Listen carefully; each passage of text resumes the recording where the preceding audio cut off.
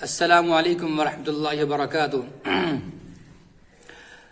امت محمدیہ کی جہاں اور بہت ساری فضیلتیں ہیں، وہاں پر ایک اور فضیلت یہ ہے جس کو اللہ تبارک و تعالی نے پہلے پارے کے اندر بیان فرمایا ہے، یا بنی اسرائیل اذکروا نعمتی التی انعمت علیکم۔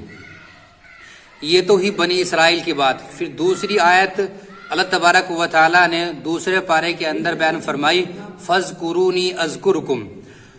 تو علامہ قرطبی رحمۃ اللہ علیہ نے تفسیر قرطبی میں لکھا ہے کہ یہاں اس طور پر امت مسلمہ کی فضیلت واضح ہو جاتی ہے کہ اللہ تبارک و تعالی نے فرمایا، اے بنی اسرائیل، اے حضرت یعقوب علیہ السلام کی اولاد، تم میرے ان احسانات کو یاد کرو جو میں نے تم پر کیے ہیں۔ پھر ان احسانات کو یاد کرا کر اللہ تبارک و تعالی نے ان کو اپنی اطاعت کے کیے جانے کا حکم دیا ہے۔ لیکن اب آئیے امت محمدیہ کی فضیلت پر۔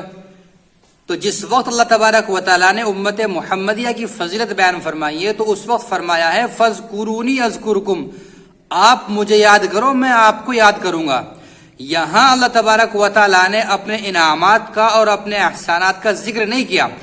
مطلب یہ ہے کہ اس امت کی فضیلت اس طور پر ہے کہ یہ امت اللہ تبارک و تعالی سے بلا واسطہ جڑی ہوئی ہے، یعنی اپنے محسن کو پہچان کر پھر اس کے احسانات کو پہچانتی ہے۔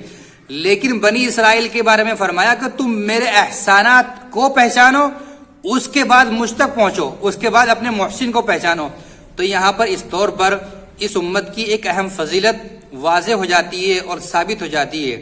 اس لیے ہمیں اللہ تبارک و تعالی کو یاد کرنا چاہیے، اس کا ذکر کرنا چاہیے اور اللہ تبارک و تعالی کے سامنے سجدہ ریز ہو جانا چاہیے کہ اللہ تبارک و تعالی نے اس امت مسلمہ کی اتنی فضیلت بیان فرمائی ہے۔